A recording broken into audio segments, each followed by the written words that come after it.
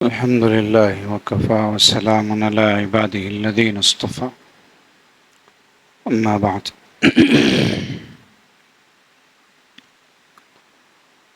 أعوذ بالله من الشيطان الرجيم بسم الله الرحمن الرحيم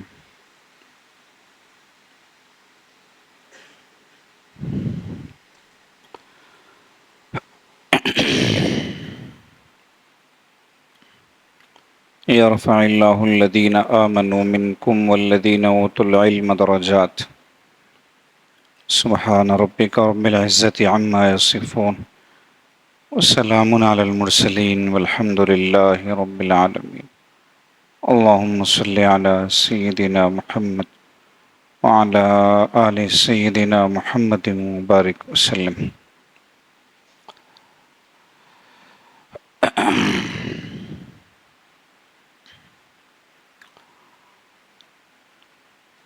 اس سے پہلے جو 2 دفعہ حاضری ہو چکی ہے آپ کے ہاں، یہ تیسری بار ہے.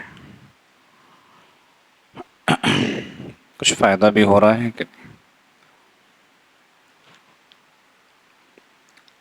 فائدے کا حریص ہونا چاہیے، نقصان سے بچنے کی فکر ہونی چاہیے. واقعی کچھ فائدہ بھی ہو رہا ہے کہ نہیں ہو رہا؟ بڑے طلبہ ہیں وہ تو بتائیں. ہو رہا بھائی؟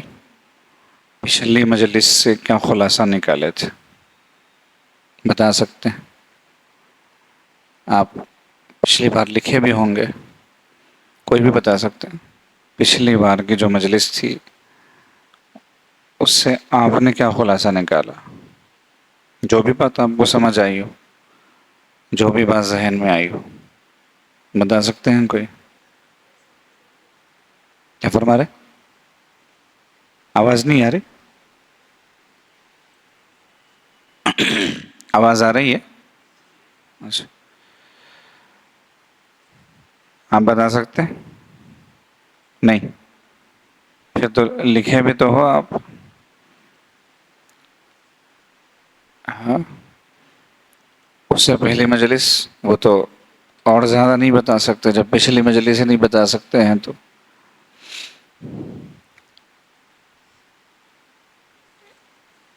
ایسے نہیں ہونا چاہیے.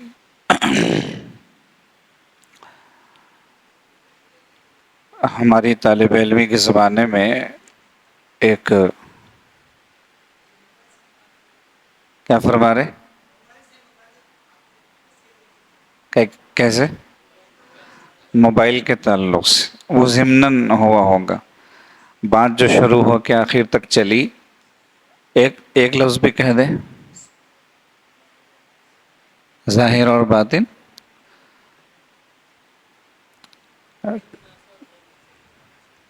ہاں، اصل جو عنوان تھا وہ انہوں نے صحیح بتایا. کیا نام کیا ہے؟ کون سی جماعت میں؟ خصوصی سوم. علم نافع اور غیر نافع کو عنوان بنا کر بات ہوئی تھی، اور اس میں بات کی ابتدا یہاں سے ہوئی تھی کہ اللہ پاک بہت بے نیاز ہے، اور اسی پر بات آگے بڑھی تھی. تو اس طرح کوئی مرکزی عنوان خود ہی طے کر کے اسے ذہن میں رکھنا. تو عنوان اگر ذہن میں ہوگا تو مضمون خود آپ کے ذہن میں آ جائے گا. بھلے باتیں وہ نہ ہو جو بتائی گئی، لیکن مضمون تو آپ کے ذہن میں آ جائے گا. تو ہمارے طالب علمی کے زمانے میں ایک بزرگ عالم دین جو ہے کہیں سے تشریف لائے تھے مدرسے میں. تو جیسے مدارس کا معمول ہے کہ طلبہ اکرام کے سامنے نصیحت کرنے کے لیے انہیں بٹھاتے ہیں. تو انہوں نے ایک بات ارشاد فرمائی تھی جو یاد رہ گئی. انہوں نے فرمایا تھا کہ طالب علم جو کہا جاتا ہے نا، طالب علم، اس کی 2 قسمیں ہوتی. ہم لوگ قسمیں بہت پڑھتے ہیں، بہت لکھتے ہیں نا. مدارس میں ہر چیز کی قسم بنتی ہے. اسم سے بات شروع ہوتی ہے تو اس کی بھی قسم بنتی ہیں. تو انہوں نے کہا طالب علم کی 2 قسم. ایک کو کہتے ہیں طالب علم، ایک کو کہتے ہیں سامع علم. ایک ہوتا ہے طالب علم، ایک ہوتا ہے سامع علم۔ زیادہ وضاحت کیے بغیر کہ دونوں میں فرق کیا ہے، ہم مثال کے طور پہ کہتے ہیں کہ جو حضرات اس وقت آپ میں سے قلم کاغذ کے ساتھ بیٹھے ہیں وہ طالب علم کی مثال ہے، اور جو یوں ہی ہاتھ پہ ہاتھ دھرے بیٹھے ہیں مہمان خصوصی بن کے، عمومی بن کے، تو وہ سامع علم۔ وہ طالب علم ہی کیا جس کے ہاتھ میں قلم کاغذ نہ ہو۔ سبق میں بھی ایسے ہی بیٹھتے ہو آپ حضرات، اس سے نقصان ہوتا ہے، اس سے طلب نہیں پتہ چلتی۔ طلب کس کو کہتے ہیں؟ ہم کو تو پانی قدم قدم پر میسر ہوتا ہے نا، اسی لیے پانی کی تلاش میں 2 کلومیٹر جانے والا جو فقہی مسئلہ ہے وہ نہیں سمجھ میں آ سکتا، اس لیے کہ ہمیں کبھی نوبت ہی نہیں آتی اس کی۔ جنگل میں ہو، پچھلے دور کی بات ہے، پانی ساتھ نہیں ہوا کرتا تھا، لے بھی جاتے تو ختم ہو جاتا، لمبے لمبے سفر۔ اب اتنا سا بچا ہوا ہے کہ بس پینے کے کام آ سکتا ہے، وضو کریں گے تو ختم ہو جائے گا۔ تفصیل سے آپ حضرات نے مسائل پڑھے ہوں گے۔ تو وہاں اگر طلب ہوگی تو ہی ملے گا پانی اس کو، ورنہ نہیں ملے گا بدون طلب کے۔ تو اس کو ذہن میں رکھو کہ جیسے وہاں بغیر طلب کے پانی آپ کو نہیں مل سکتا، وہ طلب اگر یہاں نہ ہو تو علم نہیں مل سکتا۔ طالب کا مطلب کیا ہے؟ چاہنے والا، مانگنے والا، تلاش کرنے والا۔ ظاہر سی بات ہے اس کے لیے حرکت چاہیے، کچھ بھی حرکت نہیں ہے۔ کمرے سے نکلے، درسگاہ میں چلے گئے، بیٹھ گئے، استاد محترم نے کیا کہا، کیا بتایا، کیا پڑھایا، کیا سمجھایا، درسگاہ سے باہر نکلنے سے پہلے سب ختم۔ علامہ انور شاہ کشمیری رحمۃ اللہ علیہ نے ایک دفعہ سبق کے آخری دن ارشاد فرمایا تھا کہ کتابوں میں لکھا ہے واقعہ، بعض طالب علم ایسے آتے ہیں مدرسے کو، ماشاءاللہ اتنے ذہین، اتنے قابل ہوتے ہیں کہ کچھ تو پہلے سے ہی خوب سمجھے ہوئے ہوتے ہیں اور کچھ کو بس اشاروں کی ضرورت ہوتی ہے۔ تو ان کے لیے پڑھا ہوا، بے پڑھا ہوا دونوں برابر ہوتے ہیں۔ پڑھا ہوا، بے پڑھا ہوا دونوں برابر ہوتے ہیں۔ اس کی ایک چھوٹی سی مثال کہ نور الزا کا طالب علم ہے، یا جہاں جو بھی فقہ کی اس لیول کی کتاب پڑھائی جاتی ہو، وہ اگر ہدایہ کی عبارت پڑھے تو ظاہر سی بات ہے وہ بے پڑھا ہوا ہے اس کے لیے، لیکن ایسے پڑھ رہا ہے جیسے پڑھا ہوا ہے۔ تو ہوتے ہیں بعض طلبہ ایسے ہوتے ہیں جو اپنے ہی درس کی، اپنے سبق کی جو کتاب ہوتی ہے اس کی عبارت نہیں پڑھ پاتے، اور بعضے ہوتے ہیں بخاری شریف کی عبارت پڑھ لیں گے بڑی تیزی کے ساتھ، روانی کے ساتھ۔ تو اس شخص کے لیے جو آگے کی کتاب کی عبارت پڑھ رہا ہے اس کے لیے پڑھا ہوا، بے پڑھا ہوا دونوں برابر۔ جب حضرت یہ فرمائے اور سبق ختم ہوا تو ایک طالب علم جو شوخ مزاج کا، اس کو طلب علم سے کوئی مناسبت نہیں، باہر نکلا اور کہنے لگا کہ میں انہی میں سے ہوں جن کے بارے میں حضرت نے فرمایا کہ بعض ایسے ہوتے ہیں کہ ان کے لیے پڑھا ہوا، بے پڑھا ہوا دونوں برابر ہوتے۔ طلبہ اس کو جانتے تھے، وہ ایسا ہو ہی نہیں سکتا، اتنا قابل تھا ہی نہیں وہ۔ تو اس سے جب مطلب پوچھا گیا اب تیری بات کا مطلب کیا ہے، اس نے کہا وہ جیسے حضرت نے فرمایا کہ بعض ایسے ہوتے ہیں نا بے پڑھا ہوا، ان کے لیے پڑھا ہوا ہوتا ہے، میرے لیے پڑھا ہوا بے پڑھا ہوا ہے۔ نہیں سمجھے؟ پڑھا ہوا بے پڑھا ہوا ہے۔ پڑھ کے فارغ ہو رہا ہوں، پڑھ کے آج درس کا آخری دن تھا، لیکن ایسا ہوں میں جیسے کچھ پڑھا ہی نہیں۔ تو بہت سارے طلبہ ہوتے ہیں ایسے جن کے لیے پڑھا ہوا، بے پڑھا ہوا دونوں برابر ہوتے۔ کچھ حاصل کرنے کی، کچھ پانے کی یہ عمر ہے، اس میں اگر غفلت رہی تو پھر پوری زندگی کچھ حاصل نہیں ہوتا۔ سانچے سے جو چیز جیسے بن کے نکل جاتی ہے باہر آ کے پھر نہیں بنتی، ویسی ہی رہے گی۔ ٹیڑھے سانچے میں بنی ہوئی اینٹ ٹیڑھی ہی رہے گی، سیدھی نہیں ہو سکتی، قطعاً نہیں ہو سکتی۔ کوئی دوسرا ذریعہ ہی نہیں ہے اس اینٹ کو سیدھا کرنے کا، اور اگر سیدھا کرنے کی کوشش کریں گے ٹوٹ جائے گی۔ تو یہ مدارس سانچے ہیں آپ کے لیے، یہاں آپ جیسے بنیں گے، جیسے ڈھلیں گے، ویسے باہر رہیں گے۔ اکثر طلبہ کا یہ ذہن ہوتا ہے، ہمارے حضرت ارشاد فرماتے ہیں کہ جو طالب علم یہ سوچے کہ مدرسے کے باہر جا کے کچھ بن جاؤں گا، پڑھانے لگوں گا نا تو جب محنت کر لوں گا، اور باطن کے اعتبار سے یہ سوچے کہ جب باہر نکلیں گے تب عمل کریں گے، تو وہ طالب علم موت تک بھی درست نہیں ہو سکتا، کیونکہ یہاں سے بگڑ کے نکلا ہے۔ دینی اداروں میں، دینی جگہوں میں جہاں انسان بنتا ہو، جہاں آدمی سے اسے انسان بنایا جاتا ہو، جہاں جاہل سے اسے عالم بنایا جاتا ہو، جہاں اسے غافل سے باخبر میں تبدیل کیا جاتا ہو، وہیں پر نہ بنے تو پھر کہیں بھی بننے کی توقع نہیں۔ آپ مدرسے میں نہیں بنیں گے، دکان میں بنیں گے، فیکٹری میں بنیں گے، گھر میں بنیں گے، نہیں، وہ تو آپ کے ظاہر ہونے کی جگہ ہے کہ آپ کیسے بنے ہو، وہاں پتہ چلتا ہے۔ تو اس لیے سامع علم نہ بنیے، طالب علم بنیے۔ طالب علم، العلم قید والکتابت، العلم صید والکتابت قید۔ علم کیا ہے؟ ایک شکار ہے، شکار کر لیا آپ نے، لیکن اس کو محفوظ رکھنا ہے تو جال میں اسے جکڑے رکھو، یا پھر کوئی اور شکل اختیار کرو کہ اسے آپ محفوظ رکھ لو۔ تو علم ایک شکار ہے، اور لکھنا اسے محفوظ رکھنا ہے۔ اب امام بخاری رحمۃ اللہ علیہ تھوڑی ادھر سنے ادھر محفوظ ہو جائے، ان کے زمانے میں خود کوئی دوسرا بخاری نہیں تھا، تو اس زمانے میں کیسے پیدا ہوں گے؟ حضرت امام مالک رحمۃ اللہ علیہ کے درس میں امام شافعی رحمۃ اللہ علیہ نے ایسے ہی پہنچ گئے تھے، اس وقت اسباب تھے نہیں ایسے مہیا، تو اب سارے طلبہ لکھ رہے تھے، ایک بھی ایسا نہیں تھا جو نہیں لکھ رہا تھا۔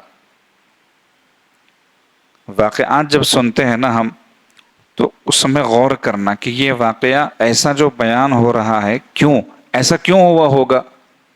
ایسے اس کی مثال ہم دیتے ہیں کہ حضرت امام شافعی رحمۃ اللہ علیہ تنکا اٹھائے زمین پر سے، تنکا، اور اپنی ہتھیلی پہ ایسے کر رہے ہیں جیسے کچھ لکھ رہے ہیں، تنکے سے لکھا تھوڑی جائے گا، اور ہتھیلی پہ اگر لکھا بھی جائے گا تو کتنا لکھا جائے گا۔ یہ حرکت کیوں کی امام شافعی رحمۃ اللہ علیہ؟ اگر وہاں 10-20 طلبہ اور بھی ہوتے جو نہیں لکھ رہے ہوتے تو حضرت امام شافعی رحمۃ اللہ علیہ بھی خاموش ہو جاتے، انہیں لکھنے کی بھی ضرورت نہیں تھی اس وقت۔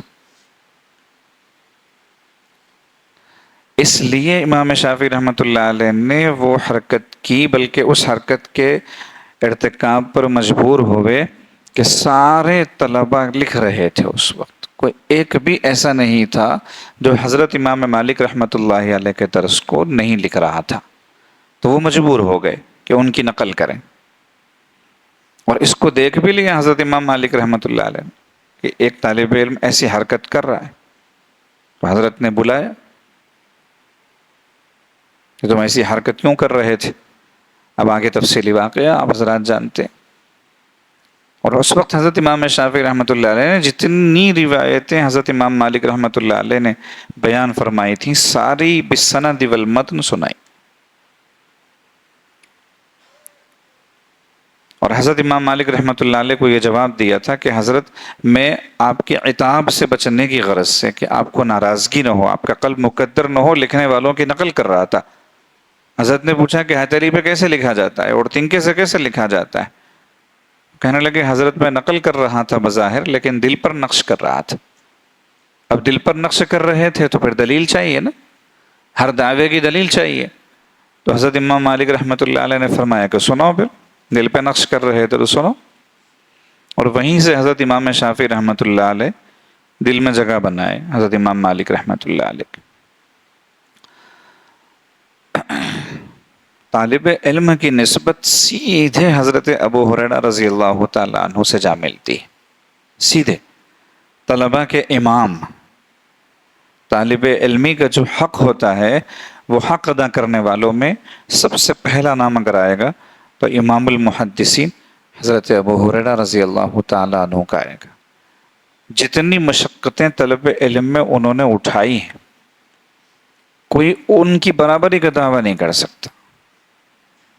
نبی علیہ الصلوۃ والسلام کے اولین شاگردوں میں صرف 4 سال کے عرصے میں آپ کہاں پہنچیں گے زیادہ سے زیادہ؟ خصوصی اول میں داخلہ لیا تو اس کے بعد کیا ہوتا ہے؟ اول، دوم، سوم، پھر چارم بھی ہوتا ہے، عالیہ، ثالثہ، ٹھیک ہے، یہاں کی جو ترتیب ہے عالیہ ثالثہ تک پہنچیں گے۔ ابھی عالم تو نہیں بنے نا، لیکن 4 سال میں حضرت ابو ہریرہ رضی اللہ تعالیٰ سب کو ٹکر دے چکے، سب کو پیچھے کر چکے۔ غزوہ خیبر کے موقع پر وہ تشریف لائے نبی علیہ الصلوۃ والسلام کی خدمت میں، اور نبی علیہ الصلوۃ والسلام اس کے بعد 4 سال حیات رہے ہیں کل ملا کر۔ سن 11 ہجری کے اوائل میں تو وصال ہو گیا نبی علیہ الصلوۃ والسلام کا، اسی ماہ ربیع الاول میں جو مہینہ چل رہا ہے۔ تو خود نبی علیہ الصلوۃ والسلام نے بھی سچا شاگرد دیکھ کر، ذوق والا، شوق والا، محنتی، کس قدر توجہ فرمائی ہوگی، کیسی تکلیفیں اٹھائی۔ آج ہم کو کیا ان چیزوں کا سامنا کرنا پڑتا ہے؟ کبھی اعلان ہوا مدرسے میں کہ بچوں آج فاقہ ہوگا، آج کھانا نہیں ہے؟ کسی بھی مدرسے میں یہ اعلان فی زمانہ نہیں ہوتا، نہیں ہوتا، الحمدللہ۔ اور یہ اس لیے نہیں صرف کہ یہ سہولیات کا دور ہے، یہ اس لیے کہ ہمارے بڑوں نے وہ حق ادا کر دیا، ہم اس قابل نہیں۔ اسی لیے صحابہ کرام رضوان اللہ تعالی علیہم اجمعین کو جس طرح چکی میں پیسا گیا، اس طرح کسی کے ساتھ بھی معاملہ نہیں ہوا۔ وہ کیوں ہوا؟ اس لیے کہ وہی اس کے اہل تھے، بقیہ اس کے اہل نہیں تھے۔ تو جو اہل تھے ان کے ساتھ اللہ نے معاملہ کر لیا، اور وہ ساری تکلیفیں اٹھا کے دنیا سے چلے گئے۔ اب ہم سے سوال ان کے مجاہدات اور قربانیوں کا ہوگا کہ انہوں نے جو اتنی تکلیفیں اٹھائی، مشقتیں برداشت کی، تم نے انہیں کیا صلہ دیا ان کے بعد؟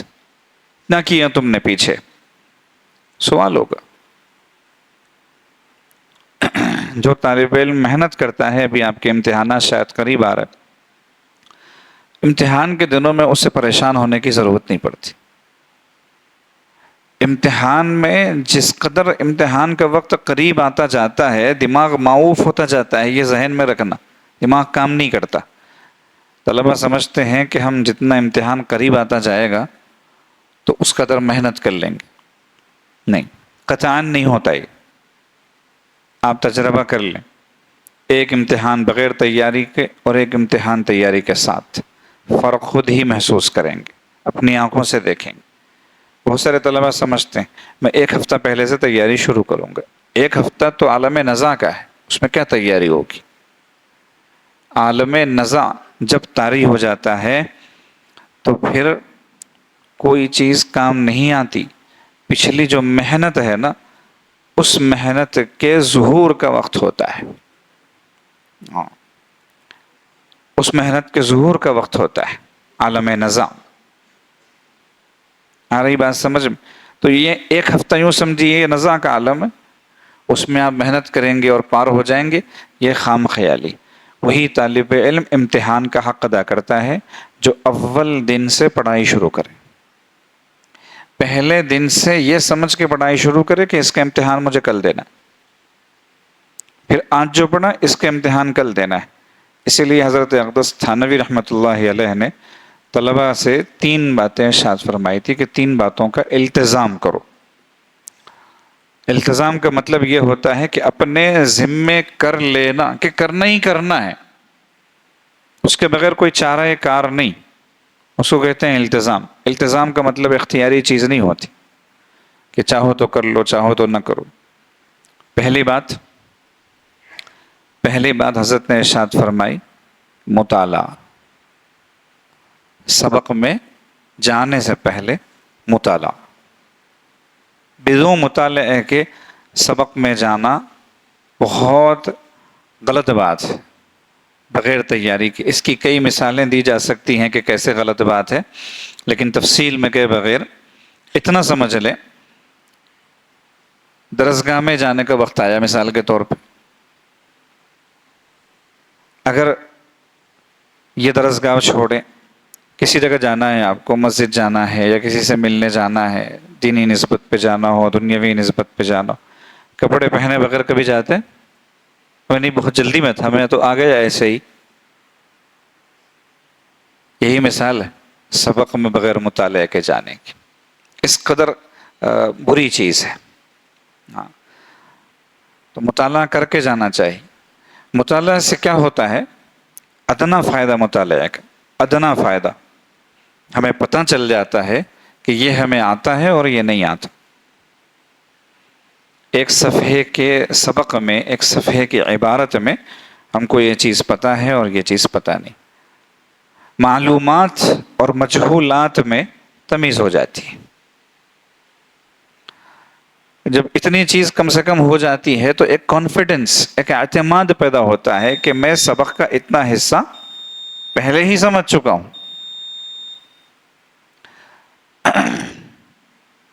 اب اس حصے کو تو بطور خاص غور سے سنے گا استاذ محترم کی زبانی کہ یہ کیا فرماتے ہیں، دیکھو وہی فرماتے ہیں جو میں سمجھاؤں یا کچھ اور. ایک شوق پڑتا ہے اس کو.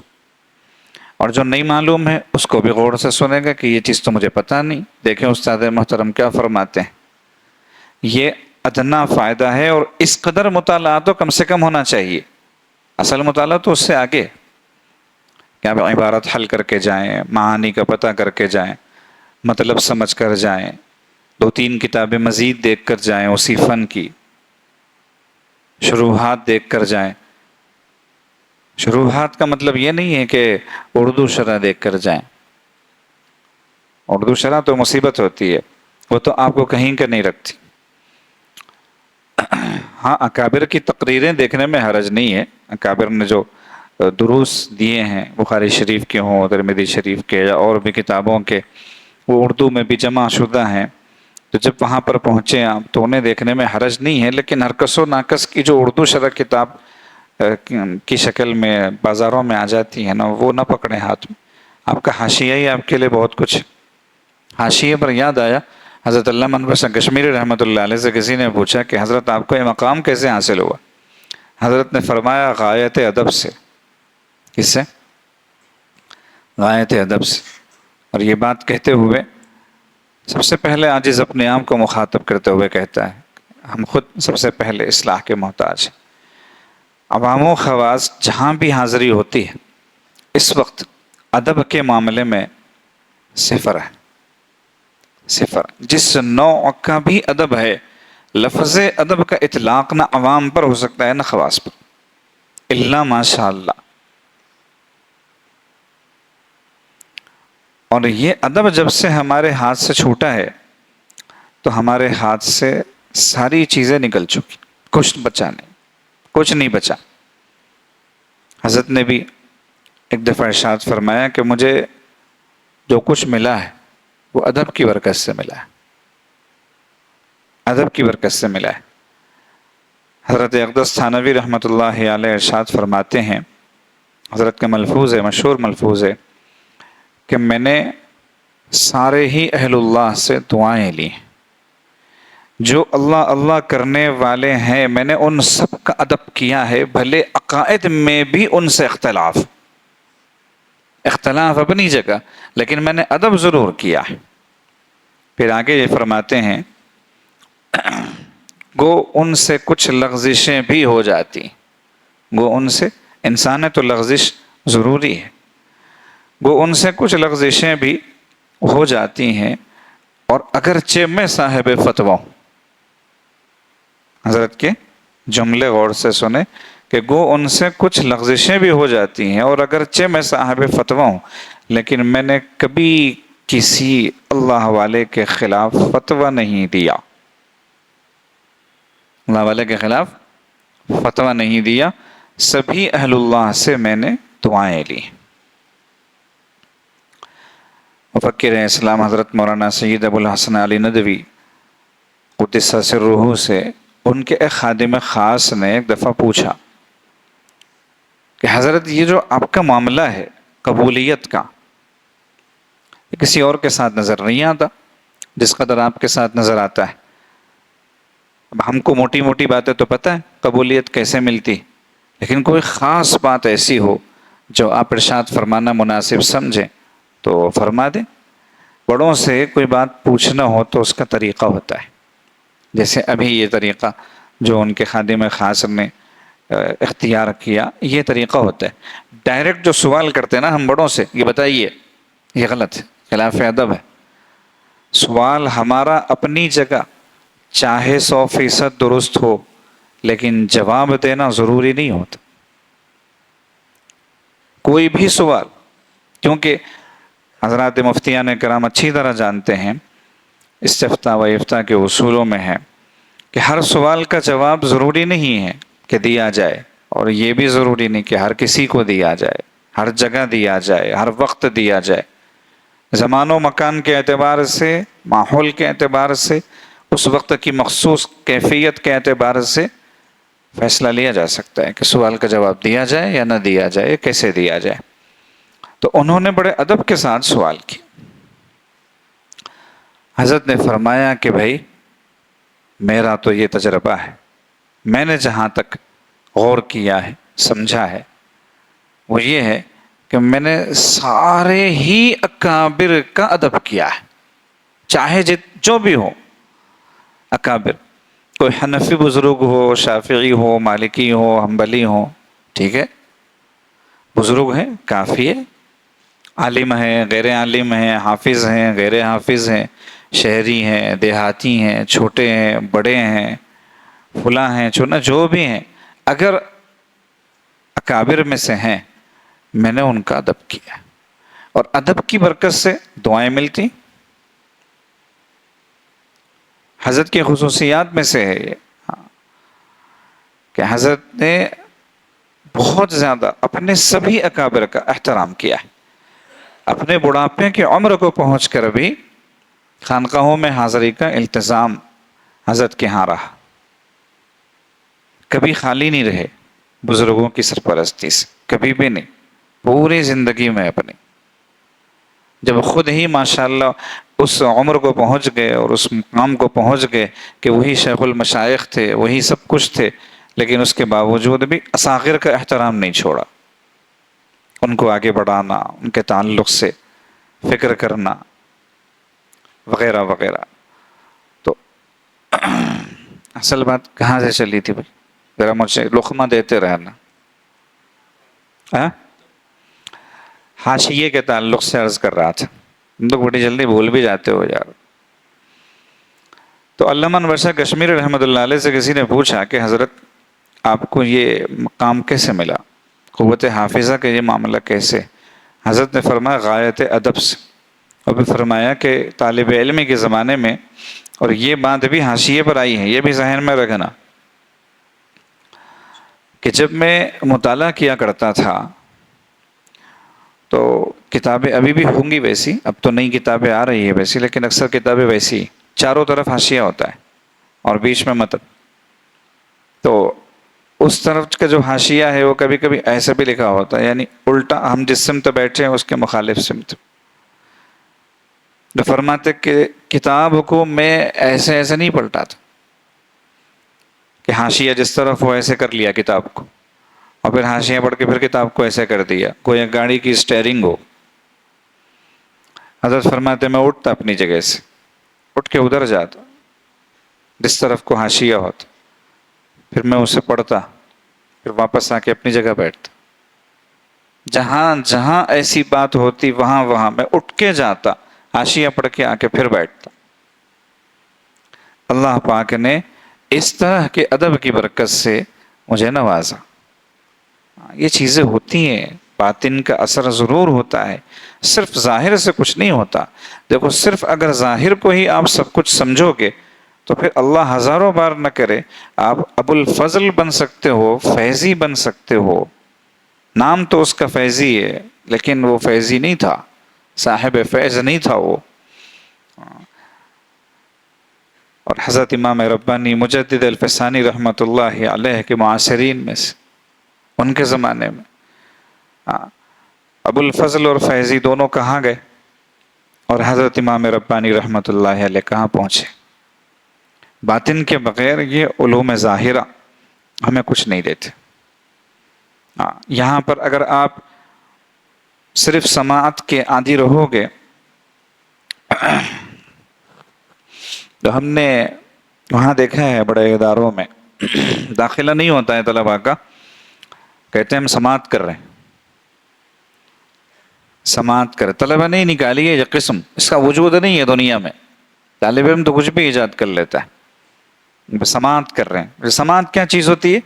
داخلہ نہیں ہوا، بس درس میں جاتے آتے ہیں۔ پھر بھی اس زمانے میں ہو گیا ہوگا جو تھوڑے بہت خیر کا زمانہ تھا، اب تو جس کا داخلہ ہو گیا ہے وہ اسی کا اللہ حافظ ہوتا ہے، سبق کی حاضری کے اعتبار سے، پابندی کے اعتبار سے، ٹھیک ٹھاک پڑھنے کے اعتبار سے۔ تو سماعت والا کیا کرتا ہوگا جس کا رجسٹر میں نام ہی نہیں ہے؟ تو آپ یہاں مطالعے کے عادی نہیں بنو گے، ٹھیک ٹھاک محنت کے عادی نہیں بنو گے تو یہاں بھی سامع، آگے بھی سامع، آگے تو آپ کو سامع بنایا جائے گا باقاعدہ کہ داخلہ بھی نہیں ہوگا۔ ہاں، تو ایک چیز ہے مطالعہ، مطالعہ کر کے درس میں جانا، یہ بات حضرت نے ارشاد فرمائی۔ دوسری بات ارشاد فرمائی کہ سبق غور سے سننے کا اہتمام۔ بہت سارے طلبہ ایک تو سبق میں حاضر نہیں ہوتے، وہ بات نہیں فرمائی حضرت نے، حاضری کا اہتمام نہیں فرمایا، سبق غور سے سننے کا اہتمام، وہ تو آپ جا کے بیٹھیں گے تبھی سن پائیں گے۔ اور بہت سارے طلبہ حاضر ہوتے ہیں لیکن نہیں سنتے۔ جیسے آپ میں سے کسی کو بھی اگر یہ عاجز کھڑا کر دینا کہ بات کہاں سے شروع ہوئی تھی، نہیں بتا پائیں گے، الا ماشاء اللہ، جیسے ابھی پچھلے مہینے کے تعلق سے پوچھنے پر نہیں بتا پائے تھے۔ یہ کیوں ہوتا ہے؟ غور سے نہیں سننا۔ واحد غائب جمع حاضر سنا آپ نے؟ سنا ہے؟ اساتذہ کہتے نہیں درس کے دوران واحد غائب جمع حاضر، بہت سارے طلبہ ایسے ہوتے ہیں درسگاہ، دماغ غائب ہے ان کا، ذہن پتہ نہیں کہاں کہاں بھٹک رہا ہے، پورے اورنگ آباد میں گھوم رہا ہے، جہاں عصر بعد گھوم کے آئے تھے وہیں پر ہے سبق میں، اور پورا جسم سبق میں موجود ہے۔ اب استاذ نے اچانک کوئی سوال کیا، خاموش، اب کیسے بتا پائے گا وہ؟ کیونکہ ذہن اس کا حاضر ہی نہیں ہے، کیا پوچھا گیا وہ نہیں پتا۔ واحد غائب جمع حاضر رہنے والا سبق غور سے نہیں سن سکتا، اور سبق غور سے نہیں سنے گا تو پھر آگے کے معاملے سارے کے سارے گڑبڑی جائیں گے۔ تیسری بات حضرت نے یہ ارشاد فرمائی کہ تکرار کا اہتمام۔ تکرار مدرسی اصطلاح ہے ایک، کہ طالب علم سبق میں استاذ کے پاس جو پڑھے اسے دہرائے۔ اس دہرانے کے لیے طلبہ کبھی یہ سمجھتے ہیں کہ پوری جماعت ہونی چاہیے اور اس میں ایک ساتھی بیٹھ کے پڑھائے تو ہی تکرار ہے، سے نہیں۔ دو طلبہ آپس میں بیٹھے، ایک بولے دوسرا سنے، پھر دوسرا بولے یہ سنے، اس کو کہتے ہیں تکرار۔ اور اگر یہ بھی نہ ہو، دونوں بھی نہ ہو، ایک ہے بیٹھ جائے، وہ یہ ستون کے سامنے بیٹھ جائے اور ستون کو سمجھے کہ یہ دوسرا طالب علم ہے، اور اس کو مخاطب کر کے پوری کتاب کا سبق دہرا دے جیسے استاذ نے پڑھایا ہے۔ بز اخفش وہیں سے نکلا ہے، جانتے بز اخفش؟ سنی کبھی اصطلاح؟ نہیں سنی؟ سن لیجیے اپنے اساتذہ سے، سارا کچھ ہم کیوں دے دیں آپ کو۔ ایک امام گزرے ہیں، وہ اپنی بکری کو مسائل سمجھاتے تھے۔ کون سے مسائل؟ نحو کے مسائل۔ بکری سمجھے گی؟ آپ ہی نہیں سمجھیں گے تو بکری کہاں سمجھے گی؟ اور پورا مسئلہ سمجھا کے اس سے پوچھتا، سمجھ میں آیا؟ بکری کو پوچھتے. سمجھ میں آیا؟ تو بکری کی ایک عادت ہوتی ہے، وہ سر ہمیشہ نفی میں ہلاتی، ایسے ہی خامخواہ بھی ہلاتی، تو وہ یوں کرتی. تو وہ کہتے اچھا سمجھ میں نہیں آیا، ٹھیک ہے دوبارہ سمجھاتے. تو وہ بکری تو بکری رہ گئی، لیکن وہ امام اخفش بن گئے. ارے بات سمجھ میں؟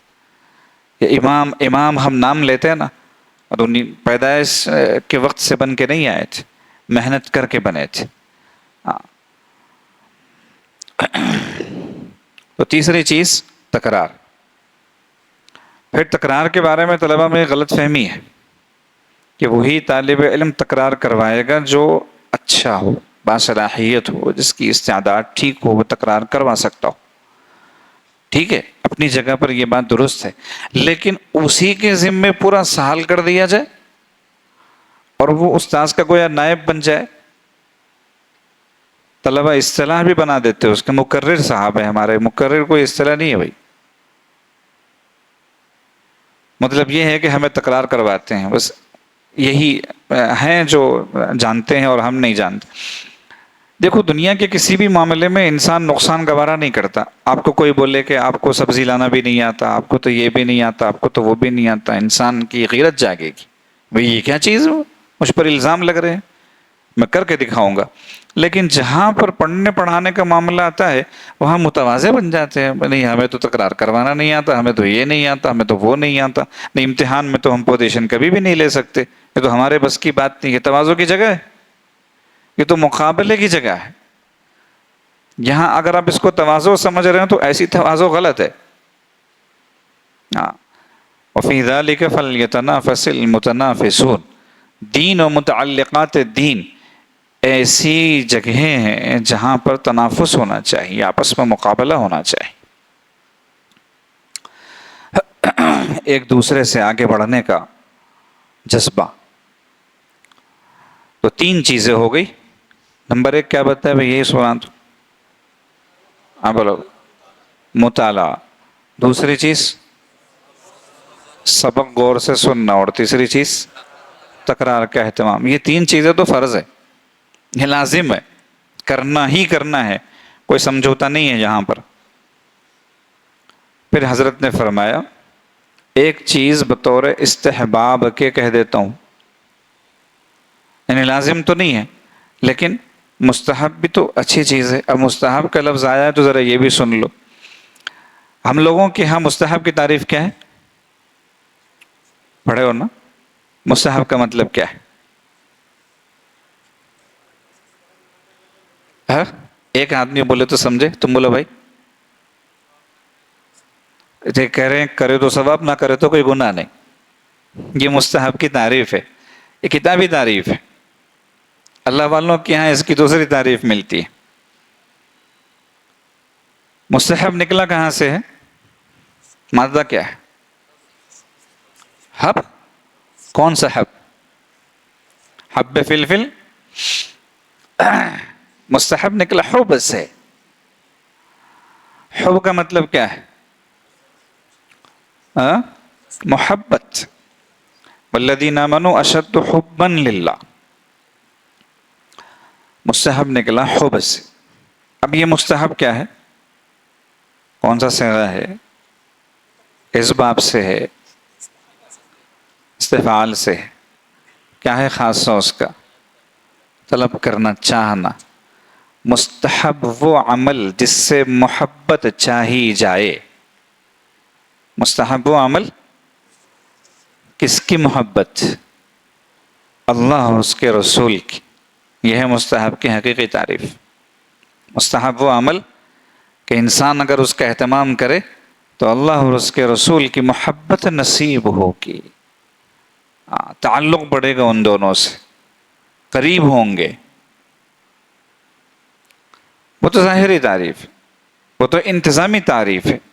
فقہا بیان فرمائیں گے کہ بھئی کر لو تو آپ کو ثواب تو ملے گا، نہ کرو تو پوچھنی ہوگی. ٹھیک ہے، لیکن کیا ہمیشہ یہی تعریف ہے؟ اب یہ سوچ کے ہم نوافل کا اہتمام ہی نہ کریں، چھوڑ ہی دیں ان کو. تو بطور استحباب کے حضرت نے فرمایا ایک عمل کہ ہفتے میں چھٹی کے دن. کون سے دن؟ چھٹی کے دن آپ کو کہاں جانا یاد آتا ہے؟ جہاں بھی جانا یاد آتا ہو، ایسی جگہ چھٹی میں تفریح کے لیے منتخب نہیں ہونی چاہیے جہاں جا کے نیکی برباد گناہ لازم، نیکی برباد گناہ لازم۔ چھٹی کا تو استعمال بہت اچھے اچھے کاموں میں ہونا چاہیے۔ مثال کے طور پہ ایک طالب علم یہ سوچے کہ مجھے صلاۃ التسبیح پڑھنے کا موقع ملتا ہی نہیں طالب علمی کی مصروفیت کی وجہ سے، میں کیا کروں گا؟ چھٹی کے دن ایک دفعہ صلاۃ التسبیح پڑھ لوں گا۔ آپ دیکھو کتنا نور آئے گا آپ کے اندر، کس قدر برکت ہوگی آپ کی پڑھائی میں، محنت آسان ہو جائے گی، ذہن کھلے گا، قوت حافظہ نصیب ہوگی، اللہ کی مدد آئے گی، طالب علمی کے زمانے میں ولایت نصیب ہو جائے گی۔ تو حضرت نے فرمایا چھٹی کے دن ہفتے بھر میں جو پڑھا ہے آموختہ، اس کا اہتمام کرے، ہفتے بھر میں جو پڑھا ہے اسے دہرا لے۔ ٹھیک، یہ 3 کام لزوماً اور 1 کام استحباباً اگر کر لے تو حضرت نے آگے جو فرمایا وہ سنیے کہ میں اس طالب علم کے تعلق سے ضمانت لیتا ہوں۔ ضمانت لینا آسان بات نہیں ہوتی، گارنٹی لیتا ہوں میں اس طالب علم کے تعلق سے کہ وہ جید الاستعداد ہوگا، جید الاستعداد ہوگا، یعنی اس کی استعداد عمدہ ہوگی۔ جید الاستعداد جو ہوتا ہے وہ متعلم بننے کے بعد پھر معلم بننے کی صلاحیت اس کے اندر پیدا ہوتی ہے، معلم بن سکتا ہے۔ معلم بننا کوئی معمولی چیز نہیں ہے۔ اس وقت زمانے میں سب سے سستی چیز، ہلکی چیز معلمی ہے، اور یہ بہت بڑے خسارے کی بات ہے۔ جس منصب کے تعلق سے محبوب علیہ السلام کا ارشاد ہے انما بعثت معلما، کہ میری بعثت ہی معلم بنا کر ہوئی ہے، میں فی الواقع معلم ہوں، اس کو ہلکا سمجھا جائے تو اس سے بڑی مصیبت کوئی اور نہیں۔ تو وہ جید الاستعداد ہوگا، مطلب معلم بنے گا۔ آج کتنے ہوتے ہیں ہم میں سے جو متعلم بن کر پھر معلم بننے کی استعداد ہمارے اندر پیدا ہوتی ہے۔ تو ان چیزوں کا اہتمام کیجیے، آپ کے لیے امتحان بہت آسان ہوگا۔ امتحان کے بعد پھر آپ گھروں کو جاتے ہیں، گھروں کو جانے کے بعد 2 باتیں یاد رکھیں، زیادہ نہیں، صرف 2 بات۔ نمبر 1، آپ گھر جا کر بھی طالب علم ہیں۔ ہم یہ سمجھتے ہیں کہ ہم مدرسے میں طالب علم ہیں، مدرسے کے گیٹ سے جیسے ہی باہر نکلے سب بھول بھال گئے، جو کچھ پڑھا لکھا تھا نیاز نے اسے صاف دل سے بھلا دیا۔ فخر کے طور پہ کہہ رہا ہے اس کو کہ پڑھا لکھا بھلانا نہیں ہے، بھلا دیے آپ تو وہ علم نہیں ہے۔ تو باہر نکل کے آپ سمجھتے ہیں ہم طالب علم نہیں، آپ سمجھیے کہ میں طالب علم ہوں، چھٹی میں بھی جو میرا مطالعے کا وقت ہے وہ مطالعے میں جائے گا، جو میرا وقت نماز کے لیے مدرسے میں لگتا تھا وہ وہاں بھی لگے گا، ہر اعتبار سے مدرسے ہی کے نظام کے مطابق وقت گزاریے گھر جا کر۔ دوسری چیز اس کا خصوصی اہتمام کرنا ہے، گناہ سے بچی۔ باہر جا کر گناہ گار بن گئے تو اس معصیت کی نحوست کو ختم کرتے کرتے اگلی چھٹی آ جائے گی، لیکن پھر بھی ختم نہیں ہوگی، اس لیے گناہ نہ کریں۔ طلبہ مدرسے سے گھر جاتے اور جا کے گناہوں میں پڑ جاتے۔ ہر چمکنے والی چیز سونا نہیں ہوتی، یہ ذہن میں یاد رکھ، ہمیشہ ہر چمکنے والی چیز سونا نہیں ہوتی۔ آپ دیکھتے ہیں کسی کو یوٹیوب پر چمکتے دمکتے ہوئے، آپ چاہتے ہیں میں بھی ویسا ہی بن جاؤں۔ یوٹیوب پر چمکنے دمکنے کا کوئی معیار ہی نہیں ہے، کوئی معیار نہیں ہے۔ ہمارے جتنے اکابر ایسے بنے ہیں کہ امامت کا درجہ انہیں حاصل ہوا ہے، سب ان کے سامنے 2 زانوں بیٹھا کرتے تھے، ان کا نام آتے ہی آج بھی ذہن میں استفادے کا لفظ آتا ہے کہ ارے بھائی ان سے استفادہ کرنا چاہیے۔ یوٹیوب کی دنیا میں آپ کو یہ چیز نہیں ملتی۔ خیر کے راستے سے ہی خیر وجود میں آتا ہے، شر کے راستے سے خیر وجود میں نہیں آتا۔ شر اللہ پاک پیدا کر کے پھر اللہ پاک اس کو ذریعہ بناتے ہیں کہ خیر وجود میں آتا ہے، یہ الگ چیز ہے۔ وہ چیز یہاں آپ پیش نہیں کر سکتے کہ گناہ کے راستے سے نیکی آ جائے گی، نہیں آئے گی۔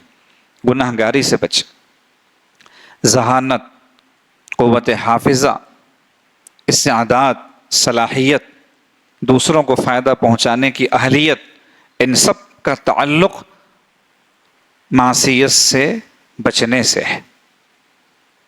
کیونکہ علم نور ہے، نور اور ظلمت دونوں ایک جگہ جمع نہیں ہو سکتے، اجتماع ضدین محال ہے۔ تو گناہ سراسر ظلمت، علم سراسر نور ہے، دونوں ایک جگہ جمع ہو سکتے ہیں؟ آپ کو تو فکر اس بات کی کرنی چاہیے کہ کوئی دن بغیر گناہ کے ساتھ نہ گزرے، ایک دن بھی کوئی گناہ نہ ہو، تب آپ یقینی معنوں میں انشاءاللہ طالب علم بنیں گے اور قابل استفادہ بنیں گے۔ اللہ پاک ہم سب کو اپنے فضل و کرم سے توفیق عمل عطا فرمائے۔ دعا کر لیں۔ جی، یہاں مراقبے والے زیادہ تو نہیں ہوں گے؟ دو چار ہی ہیں، آپ کے حکم میں کروا دیتے ہیں۔ تھوڑی دیر کے لیے مراقبے کی نیت کر لیجیے۔ مراقبہ اصل میں دل میں اللہ کو یاد کرتے ہوئے اللہ کی رحمت کو اپنی طرف متوجہ کرنے کا نام۔ ان رحمت اللہ قریب من المحسنین، احسان کی ایک شکل دل میں اللہ کو یاد کرنا، اور اللہ پاک انشاءاللہ پھر اللہ کی رحمت جو ہے وہ قریب ہوگی۔ سروں کو جھکا لیجیے، آنکھوں کو بند کر لیجیے، دنیا اور دنیا میں جو کچھ ہے ان سب سے ہٹ کٹ کر یکسوئی کے ساتھ اللہ پاک کی یاد میں ڈوب جائیے۔ یہ تصور کیجئے کہ اللہ پاک کی رحمت آ رہی ہے، میرے دل میں سما رہی ہے، میرے دل سے گناہوں کی سیاہی اور ظلمت دور ہو رہی ہے، میرا دل کہہ رہا ہے اللہ اللہ اللہ۔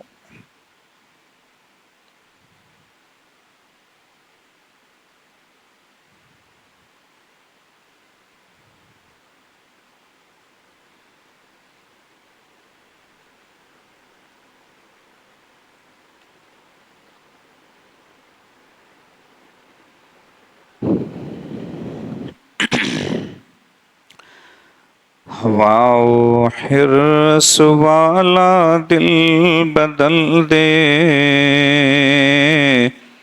میرا غفلت میں ڈوبا دل بدل دے، بدل دے دل کی دنیا دل بدل دے، خدایا فضل فرما دل بدل دے، گناہ گاری میں کب تک عمر کاٹوں،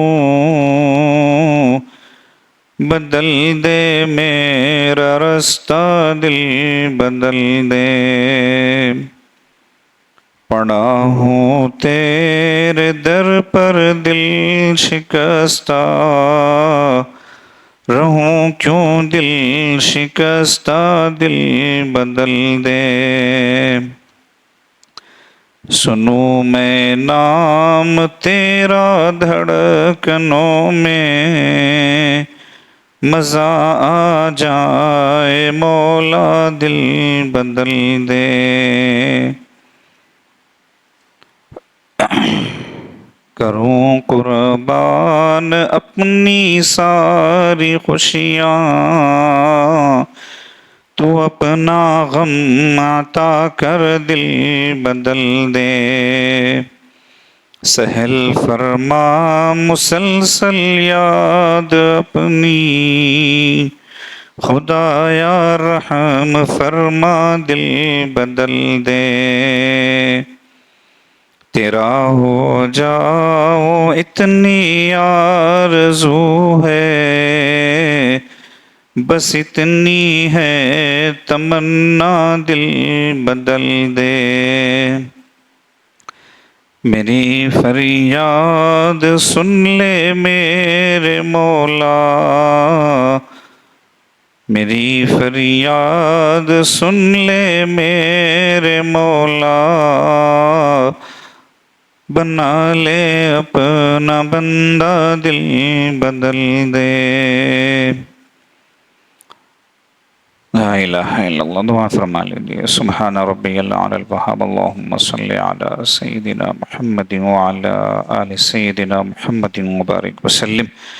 ربنا لا تزغ قلوبنا بعد اذ ہدیتنا وہب لنا من لدنک رحمہ انک انت الوہاب۔ ربنا هب لنا من أزواجنا وذرياتنا قرة أعين واجعلنا للمتقين إماما اللهم إنا نسألك الهدى والتقى والعفاف والغنى يا حي يا قيوم برحمتك نستغيث أصلح لنا شأننا كله ولا تكلنا إلى أنفسنا طرفة عين اللهم إنا نسألك علما نافعا وعملا صالحا ورزقا واسعا وشفاء من كل داء ودعاء متقبلا اللهم إنا نعوذ بك من جهد البلاء ودرك الشقاء وسوء القضاء وشماتة الأعداء ربنا تقبل منا إنك أنت السميع العليم تب علينا إنك أنت التواب الرحيم وصلى الله تعالى وسلم على حبيبه سيدنا محمد وآله وصحبه أجمعين برحمتك يا أرحم الراحمين الحمد لله